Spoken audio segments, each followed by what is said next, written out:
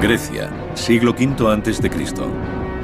En el curso de 3 décadas, regida por un hombre, una ciudad y su pueblo alcanzan la grandeza. Esto es Atenas, la cuna de la democracia. Pero es la ciudad de Pericles. Pericles decidió que la mejor manera de dejar una huella indeleble en la posteridad era cambiar por completo el perfil y la apariencia de su ciudad, Atenas. Pericles levanta fortificaciones inexpugnables. La primera sede del Senado. Una compleja red de conducciones para abastecer de agua a su pueblo. Construye la armada más poderosa del mundo antiguo y erige templos. Uno de ellos, el Partenón, sería para muchos el edificio más perfecto jamás construido. Tenía una idea de lo que debería ser Atenas y la persiguió durante toda su vida. Después de 2500 años, podemos mostrar de nuevo su visión recreando este mundo perdido tal como lo vio Pericles, la mejor ciudad de la Tierra.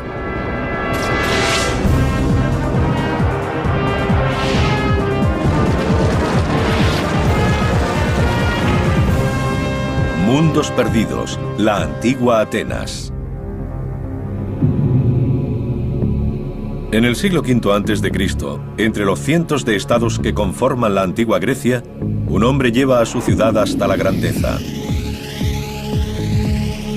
La ciudad es Atenas, y Pericles no es ni un rey ni un príncipe, sino un gobernante elegido. Su poder procede del pueblo y de su propia visión.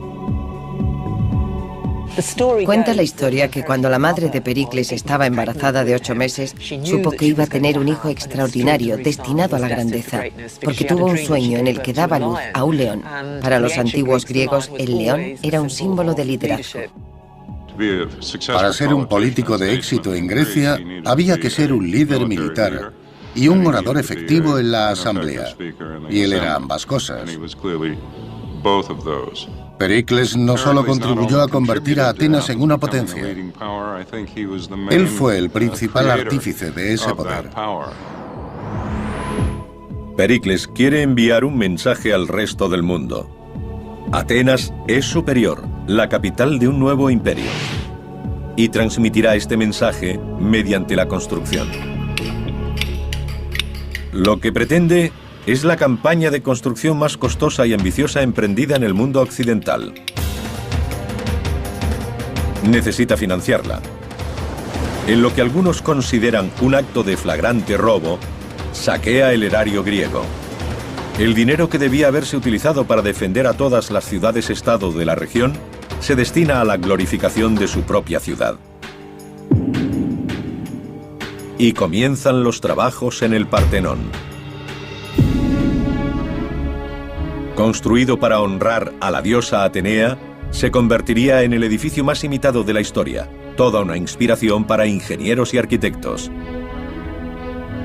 Tardaría 8 años en construirse, con un coste equivalente a unos 75 millones de euros y el empleo de 20.000 toneladas del mejor mármol. Podría decirse que el Partenón es el edificio más influyente de la historia. Es imposible visitar una ciudad norteamericana o europea sin encontrar una fachada del siglo XIX, ya sea de un banco, un parlamento o un palacio de justicia, que no tenga alguna influencia del Partenón. El Partenón es muy especial porque tiene un gran impacto visual. En primer lugar, es enorme, de mármol, y aún así da una gran sensación de ligereza y movimiento. Cuando uno lo ve desde la Acrópolis, parece flotar ante sus ojos. La imagen del Partenón nos es familiar, pero 25 siglos de guerras, inclemencias del tiempo e historia han reducido el edificio a una sombra de lo que fue.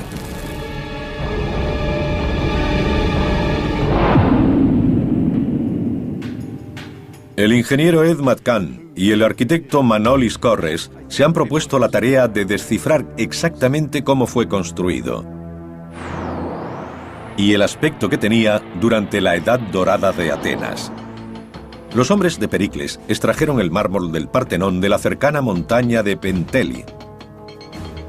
El equipo que actualmente restaura el templo sigue extrayendo el mármol necesario del mismo lugar, lo que parece laborioso incluso con la ayuda de tecnología moderna. Costaría meses en tiempos de Pericles. Primero el mármol se cortaba a mano de la pared de piedra.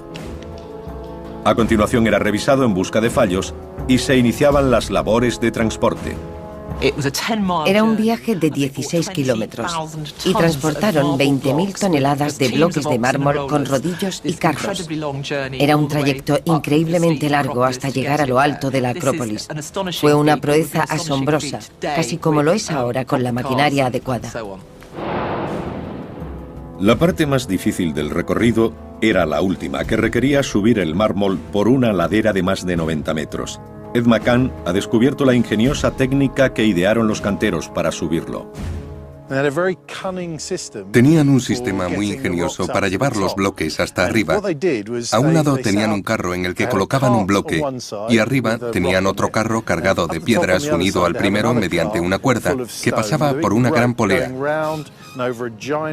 Hacían bajar a los burros por la pendiente por el otro lado y así subían el bloque hasta la cima donde lo descargaban. Entonces iniciaban el proceso pero en el sentido contrario. Era un sistema de contrapesos. El reto resultó ser aún más impresionante cuando Ed y Manolis calcularon el peso del mármol. Los bloques eran inmensos. Así que tenían 8 grúas de madera colocadas alrededor del Partenón. Y así subían los bloques hasta la obra. Los más grandes pesaban 13 toneladas. Sí, algunos de estos bloques pesaban 13 toneladas. Las grúas eran enormemente fuertes, capaces de levantar columnas de 13 toneladas. También tenían un diseño muy sencillo, 2 vigas de madera con traviesas de hierro y un sistema de cuerdas y poleas. 200 hombres trabajaban en el templo, pero en toda la ciudad miles más lo hacían de forma indirecta. Canteros, picapedreros, fundidores, productores de cuerdas o transportistas. ¿Son los agujeros del picado original? Exactamente. La segunda etapa después de traer las piedras desde la cantera. Esta es una de las primeras fases. La última vez que alguien puso su dedo aquí pudo haber sido hace 2500 años. Así es. Una vez en su lugar, los más hábiles canteros labraban el mármol. Ed McCann quiere saber cómo lo hacían, probando él mismo. La forma de trabajar la piedra es empezar desbastando para después ir afinando gradualmente los cortes, lo cual se refleja en las herramientas empleadas. Para extraer el bloque de la cantera utilizaban este doble pico, difícil de levantar y con el que cuesta trabajo apuntar. Me han asegurado que si se sabe utilizar, se pueden quitar hasta 200 kilos, el doble de mi peso, en una hora de trabajo con esta herramienta. Para desbastar la piedra se necesitan herramientas más pequeñas que se colocan exactamente en el punto a golpear, casi al milímetro. Son fáciles de usar y aunque puedo equivocarme, no arranco mucha piedra. Me costaría unas 2 semanas, esencialmente reduciendo el mármol a polvo, poder retirar 200 kilos. Una vez terminadas, hay que montar las columnas y los tambores. Aquí es donde se unieron las piedras. Son grapas de hierro. Exactamente. Falta la grapa, pero se puede ver el lecho de la construcción original. Esto habría quedado debajo. Sí, ocultas por los bloques siguientes. Actualmente, el daño producido por la polución supone que el Partenón requiera amplios trabajos de restauración. A medida que Ed McCann busca pistas de cómo se montaron las piedras hace siglos, consigue acceso exclusivo al trabajo que se hace ahora. Actualmente se lleva a cabo un trabajo de restauración y, a pesar de ser diferente a como se hacía en época de Pericles, guarda algunas similitudes. En primer lugar, los tambores de las columnas son iguales, y en este caso se izan con grandes grúas de hierro y acero, mientras que las antiguas serían de madera. Aquí en medio se puede ver una pequeña barra de titanio que reemplaza a las de madera utilizadas en la época de Pericles. En la parte inferior del bloque que se baja con la grúa hay un pequeño orificio en el que encaja la barra y que permite alinear y centrar perfectamente el montaje. Cada muro y cada columna son muestras de una extraordinaria destreza. Las piedras están colocadas a la perfección y aparentemente sin juntas. Esta es una de las juntas mejor conservadas del Partenón, porque esta columna nunca ha sido dañada por terremotos o cualquier otra causa. No cabe ni una hoja de papel entre ambas partes. La estructura exterior necesitó 46 de estas columnas de 13 toneladas. El resultado fue un edificio de grandeza incomparable. Hoy es igual de impresionante, pero en la época de Pericles debió ser sobrecogedor. Y no solo su exterior, sino su interior desaparecido hace mucho tiempo. Nuestros investigadores van a concentrarse en su interior e intentar mostrarlo como lo vieron sus constructores, porque el Partenón albergaba una de las estatuas más espectaculares de la historia.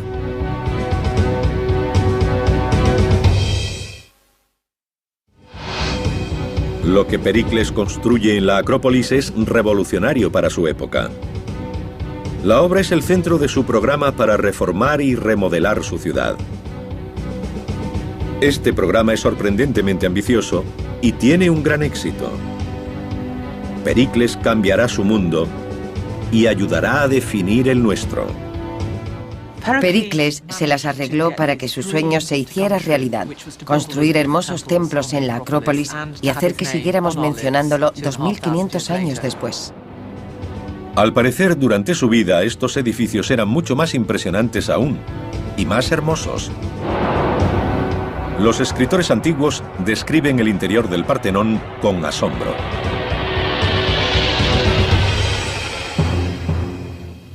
Aquello de lo que hablan ya no existe. En 1687 el ejército veneciano bombardeó la ciudad de Atenas. El centro del templo fue destruido por una enorme explosión. Ahora Edma Khan y Manolis Korres buscan entre las ruinas para descifrar las pistas que quedan. Quieren comprender cómo era el Partenón cuando fue construido. Aquí fue donde impactó la bala de cañón veneciana, provocando grietas y el desprendimiento de un gran trozo de mármol. Hay por todas partes, aquí, aquí. Veo que en Grecia tenéis algunos vándalos, porque eso es una pintada, ¿no? Sí, es una de las 230 pintadas que hay en el Partenón. Muchas de ellas tienen valor histórico, ya que pertenecen a personas que dan gracias a Dios por haber regresado a salvo a Atenas de sus viajes por mar. Si un marinero griego se hacía a la mar y regresaba sano y salvo, venía al Partenón, trepaba por la columna y grababa algo para darle gracias a Dios. Exacto. Genial.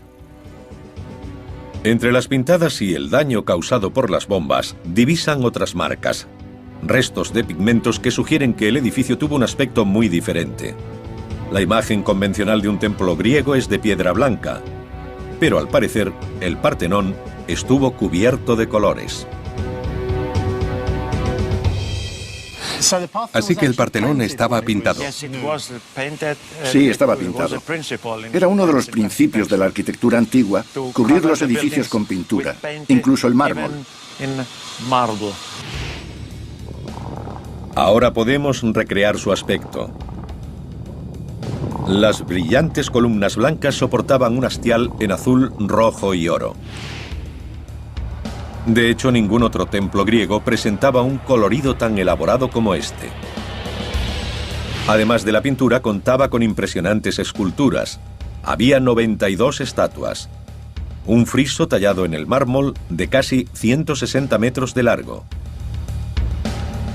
Y las esculturas que adornaban el hastial eran colosales. El Partenón es impresionante, y si nos fijamos en las esculturas, ahora que las podemos ver por detrás, apreciamos que están maravillosamente esculpidas por entero, aunque una vez arriba no pudieran verse. Eso es difícil de explicar, salvo quizá el orgullo de artista, el sentido de que lo estaban haciendo en honor de los dioses, y puede que en honor de la ciudad. Pericles pretende que cualquiera que entre en el edificio se sienta intimidado. Este no es solo un lugar de culto. Alberga el erario del Estado y también el principal símbolo de la ciudad, una enorme estatua de su diosa protectora, Atenea. El ingeniero Ed McCann ha estado intentando identificar el lugar donde una vez se alzó la estatua, destruida hace mucho tiempo. Manolis siente un poco de vergüenza al decirme dónde estaba la estatua, porque justo en el punto en el que se encuentra esta horrible grúa, se alzaba Atenea en toda su gloria. ¿Repondréis a Atenea como parte de la restauración? Es imposible porque fue totalmente destruida durante un incendio en el siglo III de nuestra era.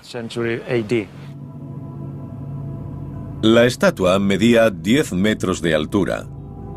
Estaba recubierta de oro y marfil. Y debido a que se encontraba en el interior del edificio, solo podía verse desde cerca, lo que la hacía más impresionante. La estatua de Atenea no tenía precedente. Pericles la colocó sobre un pedestal de 1,5 metros de altura para que cuando se entrara a verla solo pudiesen apreciarse sus pies y poco a poco hubiera que levantar la vista hasta los 12 metros de altura donde se encontraba su hermosa cara y su casco, con esos caballos saliendo en dirección a los dioses.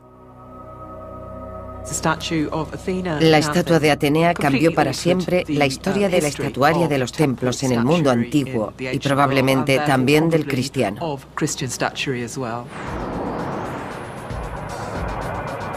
Pero es el diseño exterior del templo el que ha demostrado seguir siendo influyente. A lo largo de 2500 años, desde que fue construido, los arquitectos de todo el mundo han intentado copiar el Partenón, pero nunca lo han mejorado. Ed McCann desvela sus secretos. Una de las historias más famosas del Partenón es que a pesar de parecer un edificio muy rectangular, en realidad no tiene ni una sola línea recta. Sus constructores hicieron ligeras curvas ascendentes para contrarrestar el efecto óptico. Al observar líneas rectas a distancia no parecen rectas, así que todo es curvo. Para demostrarlo, hemos tendido una cuerda de un extremo a otro de uno de los escalones principales del edificio y me he colocado justo en medio, donde se puede apreciar que hay unos 10 o 12 centímetros de comba con relación a la parte superior del escalón. Eso significa que el escalón es unos 10 centímetros más alto aquí que en las esquinas, y eso se da en todo el Partenón. Ahora es posible reunir décadas de investigación y, utilizando las más modernas técnicas de diseño gráfico, reconstruir el Partenón.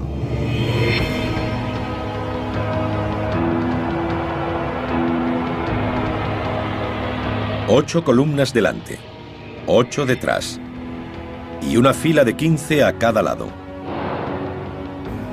Al entrar en el templo se atraviesa un porche, se pasa al santuario de Atenea, de 30 metros de largo, y luego a la sala del erario, al fondo, para salir por otro porche de 6 columnas. Los romanos tomaron los prodigios de la Acrópolis como modelo para muchos de sus edificios, que a su vez influyeron muchísimo en construcciones del Renacimiento europeo. Así que, a pesar de hacerlo por medio de Roma, la influencia del Partenón perduró en la arquitectura. Solo este edificio habría valido para garantizar a Pericles un lugar en la historia. Pero haría otros. Estaba dando un cambio radical a Atenas. Y una serie de edificios transformarían la ciudad y a su gente. Pericles construía la democracia.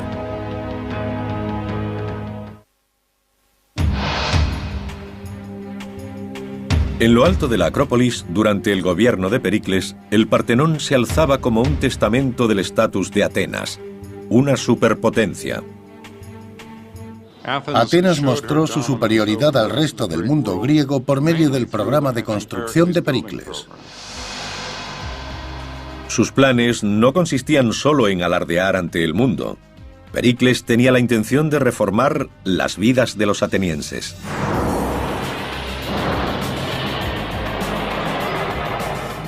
El centro de sus trabajos pasa de los santuarios religiosos a la ciudad. Como la Atenas actual, la antigua era un concurrido núcleo comercial. Y en el corazón se encontraba el ágora. El ágora era de gran importancia. Se trata de un mercado, un centro político y social, y constituye el centro de la ciudad en todos los aspectos. Actualmente el ágora yace en ruinas. En el pasado fue atacada por los invasores bárbaros y se construyó sobre ella. Está abandonada. Pero es posible recrear el aspecto que tuvo en la época de Pericles, cuando estos 120.000 metros cuadrados eran el centro de la civilización más avanzada sobre la Tierra. John Camp es una autoridad mundial en la construcción del ágora. Pasó más de 3 décadas intentando reconstruir su aspecto. En esta parcela había calles, templos, un mercado y la primera sede del Senado. El ágora en época de Pericles debía ser impresionante. Probablemente estaba lleno de estoas, que son grandes construcciones con columnatas en las que uno se resguardaba del sol o de la lluvia, dependiendo del tiempo. Y solían estar llenas de gente.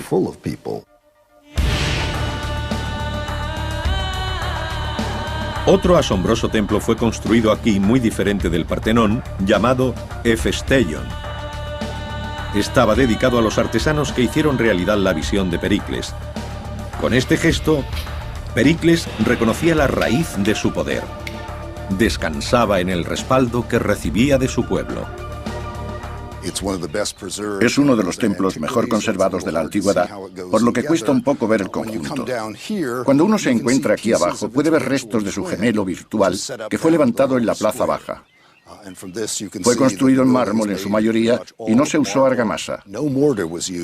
Las diferentes piezas se unían mediante grapas de hierro, como la que puede verse aquí, o barras del mismo material que encajaban en los agujeros de los otros bloques. Este sería un primer escalón. Y a partir de aquí habría continuado un segundo, por lo que todas estas marcas habrían estado cubiertas. El Hefesteion se alzaba en la entrada del ágora, mientras que en el centro se encontraba la Cámara del Consejo. Para construirla, los obreros nivelaron el suelo, crearon terrazas artificiales y construyeron en la roca. Las técnicas empleadas eran conocidas, pero lo que ocurría en su interior era revolucionario. Este edificio fue la cuna de la democracia. Estos muros de aquí son todo lo que queda de la vieja Cámara de Consejo, construida hacia el 500 a.C. Era un edificio muy sencillo, con paredes de ladrillos y una fachada de columnas orientada al sur, y en su interior una serie de asientos de madera para los miembros del Consejo. Una antecámara rectangular llevaba a un gran salón principal. En su centro, un tejado de madera estaba soportado por 5 columnas. 500 atenienses eran seleccionados cada año, no elegidos, para servir como senadores. La forma de democracia empleada era muy sencilla. El Consejo presentaba a la gente asuntos a discutir, litigios, impuestos, o ir o no a la guerra. Y las decisiones eran tomadas por el pueblo. Hacían votaciones depositando guijarros en una vasija de terracota. La Cámara del Consejo era comparable a los senados actuales, pero en vez de permitir que la dominaran políticos profesionales, se esperaba que en algún momento de su vida todo ciudadano ateniense sirviera como senador. La mayoría de las democracias actuales son representativas. Atenas tenía una democracia directa. Podemos compararla con un sistema de trabajo de gobierno parecido a un consejo ciudadano, en el que todos los vecinos de una ciudad acuden a una región y toman una serie de decisiones. Los atenienses de Pericles también desarrollaron un sistema para evitar que un solo individuo adquiriese demasiado poder. El ostracismo es algo que está en desuso y consistía en una especie de elección inversa en la que los atenienses tenían la oportunidad anual de expulsar a alguien de su cargo. Lo hacían escribiendo el nombre de la persona a la que consideraban una amenaza para la democracia en un trozo de arcilla. La palabra griega que lo designa es ostrakón. Así uno quedaba prácticamente exiliado durante 10 años mediante pequeños trozos de cerámica.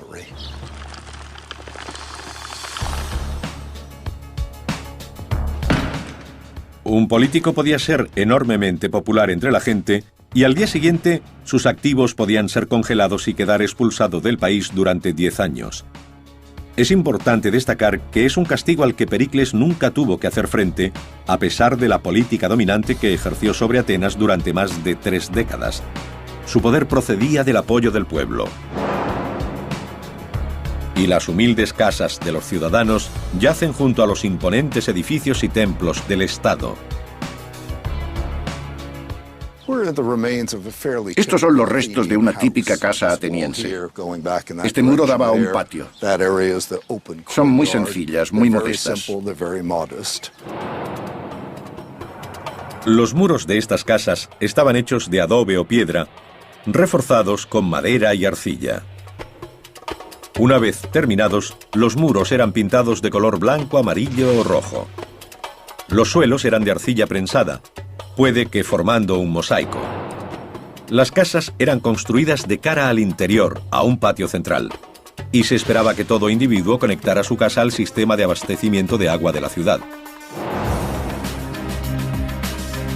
Cientos de años antes de los grandes proyectos de construcción de Roma, los atenienses de Pericles desarrollaron y construyeron un avanzado sistema de suministro de agua y alcantarillado.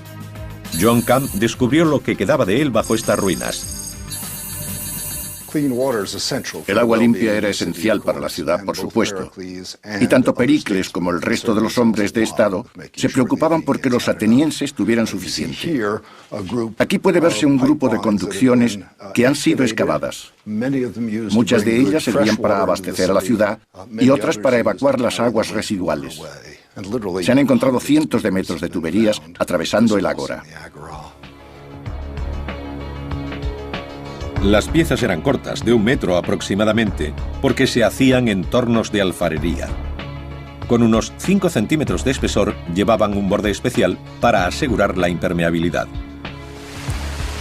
Cuando se tendía un tramo, los ingenieros probaban si había filtraciones vertiendo una mezcla de agua y ceniza. Recorriendo las zanjas cavadas bajo el ágora, estas tuberías traían el agua de numerosos pozos y manantiales.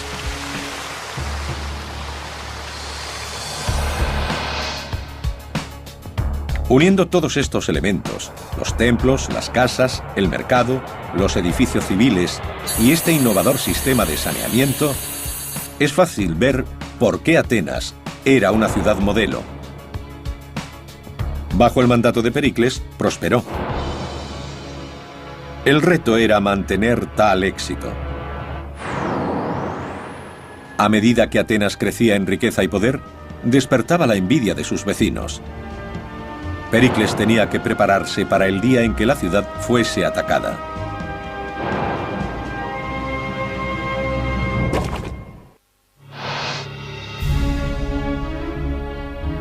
Atenas sufre una transformación. Con el apoyo de su pueblo, Pericles rige la ciudad durante más de 3 décadas. Cada año, durante más de 30, era reelegido como jefe de la Junta de Generales. Todos los años. Nunca perdió esa posición.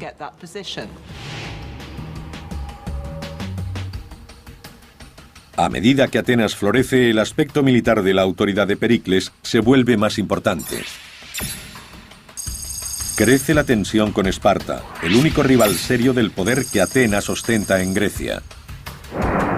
Pericles se da cuenta de que necesita preparar la ciudad ante la posibilidad de una guerra.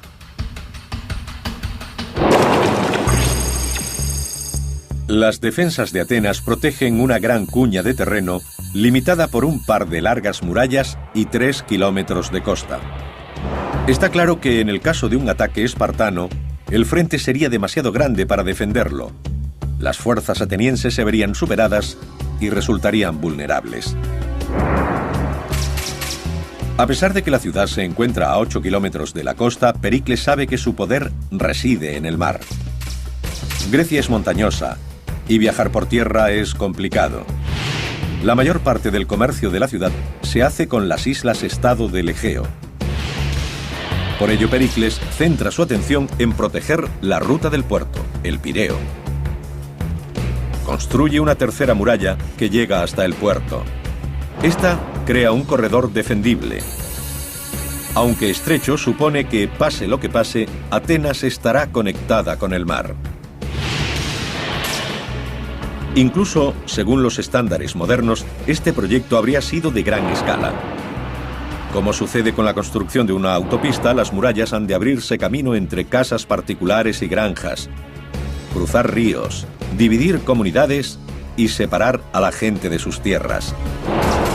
Pero para Pericles es un precio que merece la pena pagar. Atenas tiene que estar lista para luchar. Actualmente no queda nada de la muralla de Pericles, pero esta fortificación en Agostina es muy similar y facilita a los investigadores buenas pistas del aspecto que debía tener la muralla de Atenas. La muralla debió construirse de piedras más pequeñas que esta hasta unos 4 metros. Y encima ladrillos de adobe hasta 3 o 4 metros más. 2 caras externas de piedra se rellenaron de escombros. Sobre los cimientos colocaron piedras formando un zócalo y encima ladrillos de adobe. Los muros tenían 5 metros de ancho y 10 de alto, con unos 14 kilómetros de longitud. La intención de Pericles es que fueran infranqueables. La clave está en la forma en que se utilizaban. El experto en armas Mike Lloyd ha investigado la forma en que Pericles dirigía estas defensas. Confiaba en una rápida capacidad de reacción de la caballería para recorrer su extensión. Los atenienses reclutaron a 300 jinetes. Y existe una relación fascinante entre las largas murallas de Pericles y la caballería. Este fue el comienzo de la caballería griega. Las tropas a caballo fueron una innovación en la antigua Grecia. La caballería puede patrullar las largas murallas, puede ir rápidamente desde sus puestos a la zona de conflicto y puede recorrer el campo para proteger la infraestructura agrícola. Los puestos de vigilancia estaban dispuestos a intervalos regulares. Las altas torres y las fortificaciones ofrecían mayor seguridad. La guardia ateniense era reclutada entre los arqueros escitas, un pueblo al norte del Mar Negro que utilizaba potentes arcos curvados hechos de cuerno y tendones. Podían alcanzar entre 220 y 280 metros, por lo que cualquier enemigo que intentara sitiar la ciudad se ponía a tiro de estos arqueros, ante los que no tenían ninguna oportunidad.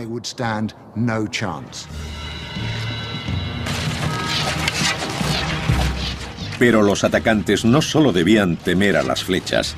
Pericles también había apostado en las murallas a hombres armados con hondas. Eran los francotiradores de la época. Las hondas lanzaban proyectiles de plomo, pesados y aerodinámicos como una bala, capaces de matar a un hombre. Esta es una copia exacta de un proyectil de honda griega que se encuentra en el Museo Británico. Tiene escrita la palabra Dexa, que significa toma eso. Un maravilloso ejemplo milenario del ingenio de los soldados. Solo había que colocar el proyectil en la honda y lanzarlo. Construidas antes del desarrollo de las técnicas de asedio, estas murallas nunca fueron superadas durante la época de Pericles. Ningún ejército contaba con la suficiente capacidad técnica o logística para derribarlas. Eso significaba que Pericles podía sacar provecho confiadamente y llevar a su país a la guerra. La guerra comenzó porque había dos ciudades principales en Grecia, Atenas y Esparta. Ambas ambicionaban ser líderes del mundo helénico, y solo había sitio para una, por lo que el conflicto era inevitable. La edad dorada de Atenas estaba a punto de llegar a un dramático final. Pericles confió todo lo que había construido y todo aquello por lo que la gente había trabajado a la fuerza de su poderosa flota. Descubriremos el mundo perdido de los barcos de guerra griegos.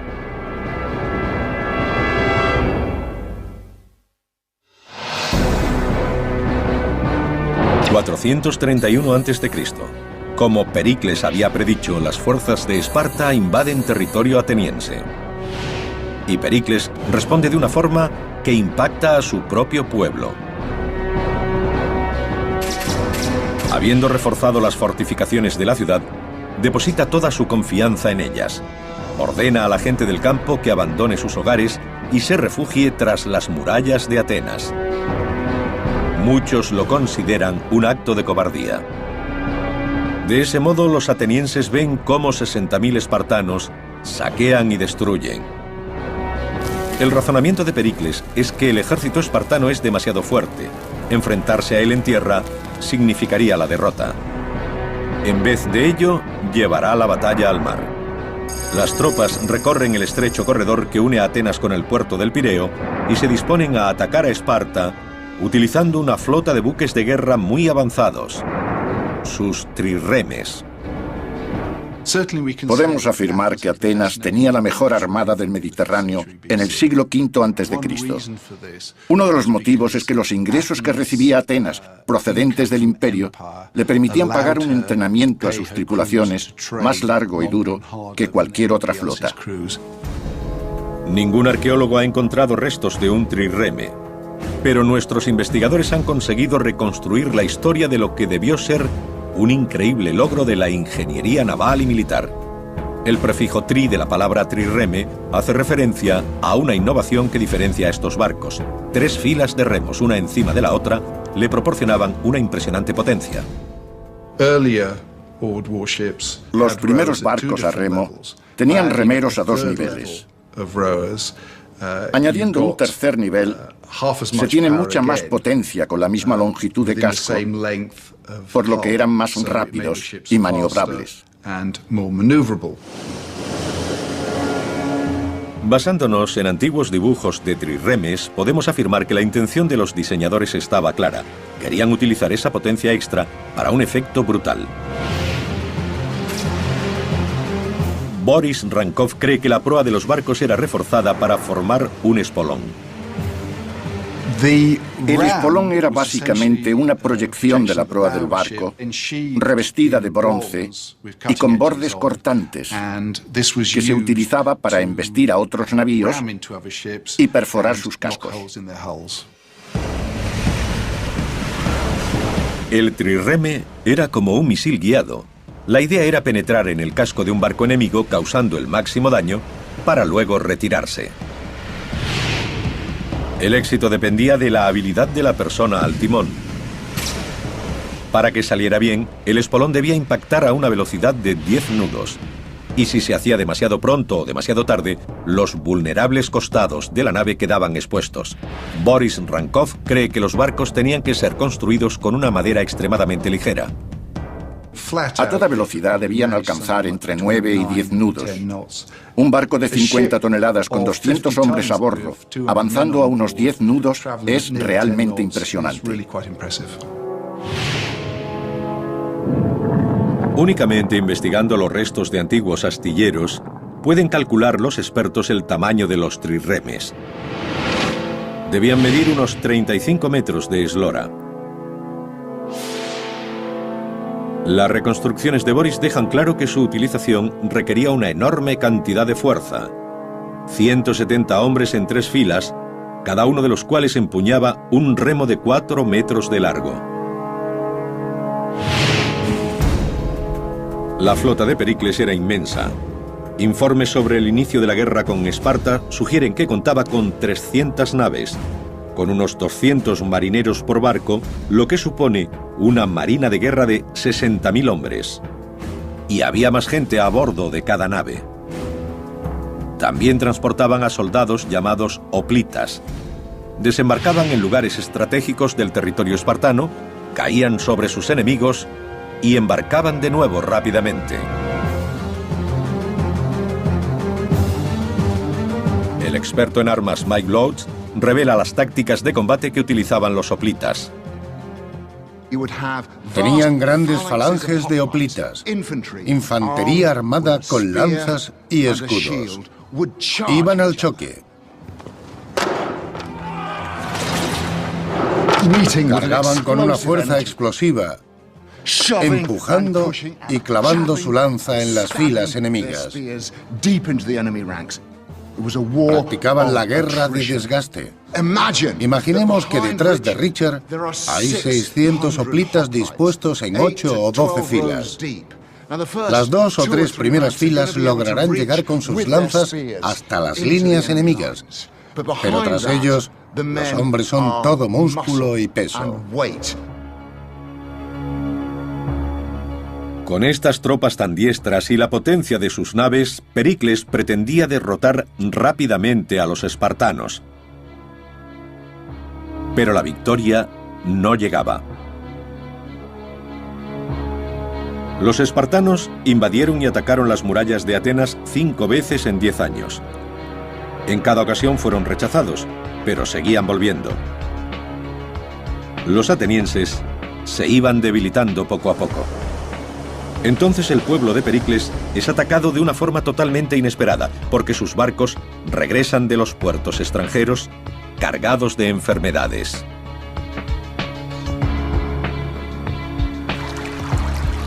Miles de personas están apiñadas tras los muros de la ciudad, y en esas condiciones, una plaga desconocida causa estragos. 1/4 de la población muere.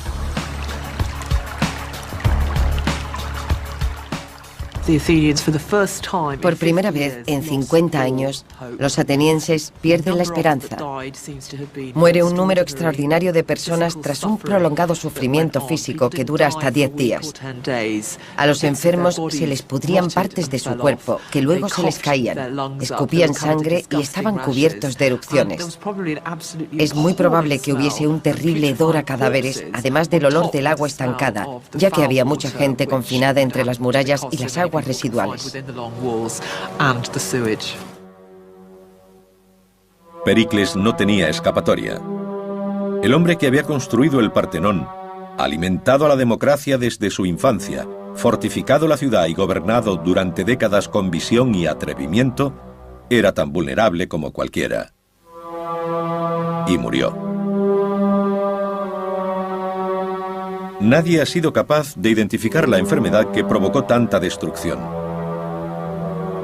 Pero recientes descubrimientos sugieren que probablemente murieron de tifus. El tifus puede ser una enfermedad muy desagradable. Puede provocar fiebre hasta dejar inconsciente y delirios al enfermo. Además, puede provocar úlceras en el intestino que llevan a hemorragias incontrolables. Cuando Pericles murió a causa de la plaga, dejó un gran vacío en la vida política ateniense y en muchos otros aspectos que al pueblo le costó mucho cubrir.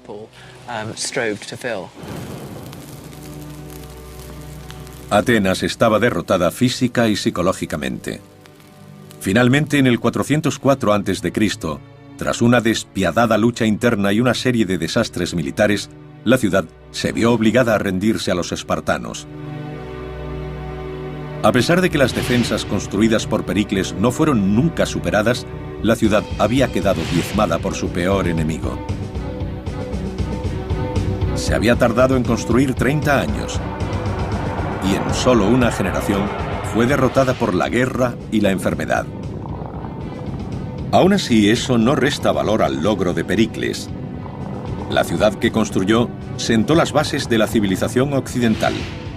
Su influencia aún puede verse y su legado permanece.